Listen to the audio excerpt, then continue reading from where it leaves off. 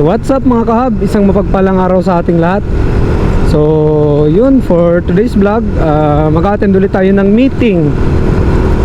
So yung meeting natin is yung sa Catanduanes Motorista Challenge version 2. So this is our 4th meeting mga kahab.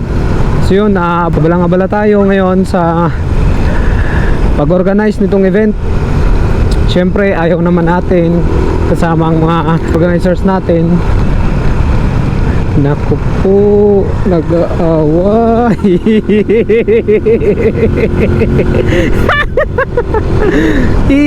Ilago.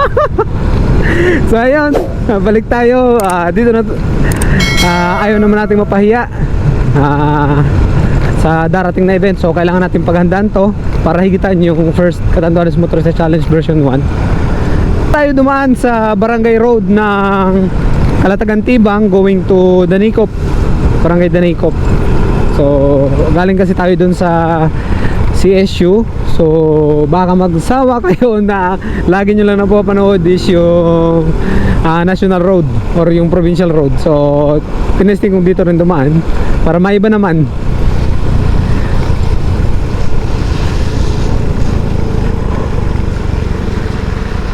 So tutumbukin na lang natin yung tourism. So ayun mga kabahan, dito na tayo sa ABC. Ito kaya so ayun, pasok na tayo at nag-aanda na yung mga kasama natin. Pinabutan tayo ng malakas na ulan, so hindi na tayo nakapag-vlog.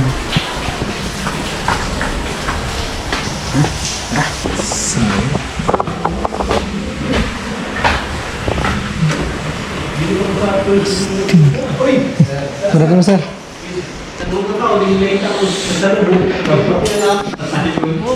Ayaw ito ko ito. Kita ko din sa pitong enhance. Ayaw.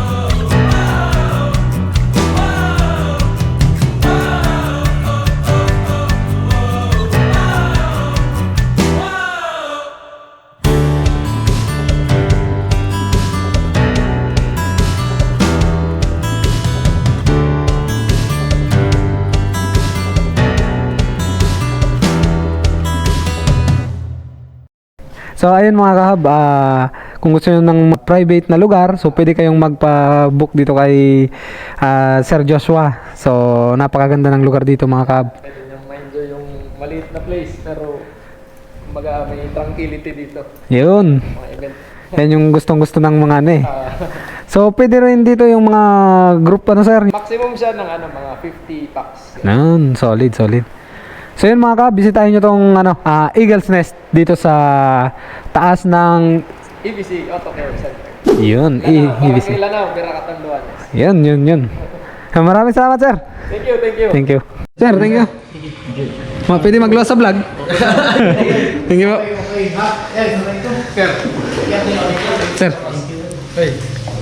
Thanks na. May pupuntahan pa. Sir. So ayun mga kaban, tapos na yung meeting natin. Ito yung EBC Auto Care and Spa.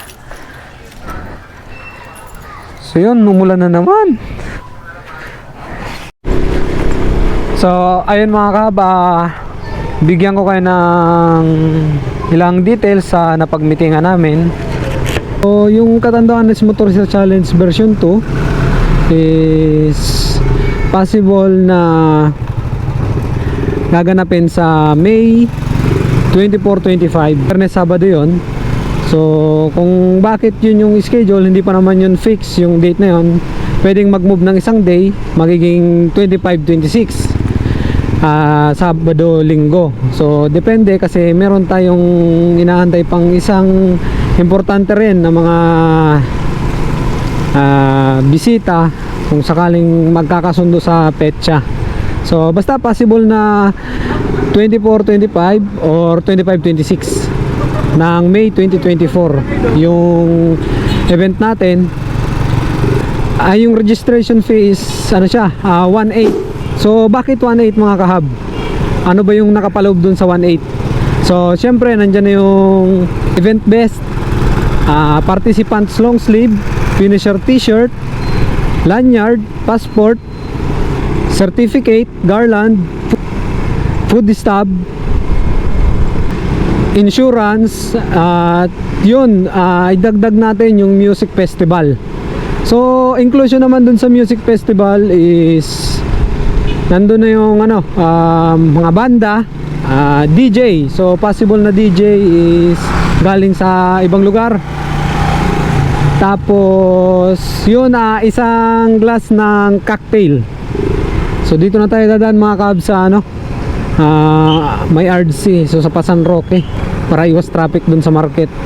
So yun yung mga inclusion mga kahab nung 1.8 nyo. So sulit na sulit mga kahab, hindi na kayo maboboring after the event kasi may event pa tayo. So halimbawa naubos yung isang glass nyo ng cocktail, meron dun mabibilhan ng mga inumin. So take note mga kaba, bibili na kayo para sa pangalawang baso.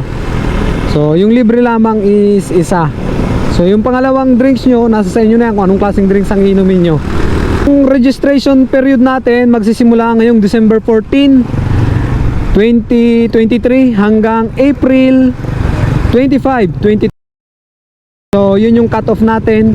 Wala na tayo mga kahab na tinatawag na on-site registration. So yun, ano lang po, wala tayong on-site registration mga kahab. So bakit wala tayong on-site registration? Kasi last year nagkaroon ng mga counting aberya pagdating dun sa mga naglalaro, yung iba kasi mga baguhan. Bakit daw wala silang vest? So ganito kasi yan, kaya nga mayroong registration period para yun yung time na mag-register ka. Sa on-site, hindi naman kasali sa production yung ano nyo, kasi yung supplier natin is galing pa yan ng Quezon Province. So production area nila is from Quezon Province, wala naman dito sa Catanduanes. So yung on-site natin is wala talagang kits. So inalis na natin yung on-site. So yun, mahabang panahon pa yun mga kahab. Bawasan nyo na yung 13th month pay or bonus nyo, pwede na kayong mag-register. Check nyo lang sa page ng Catanduanes Motorista Challenge at nandun i-entertain namin kayo.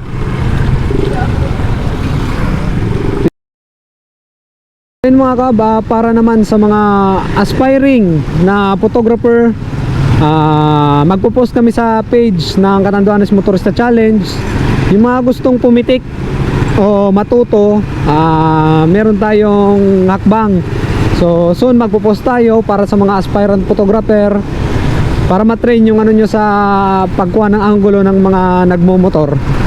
So possible na invite natin ng Uragon Pitikeros. So kilala naman natin yan, mga magaling na yan, mamimitik dito sa Bicol. So ayun mga kab, dito ko napuputulin yung vlog. Keep safe, be safe, and ride safe. Bye bye.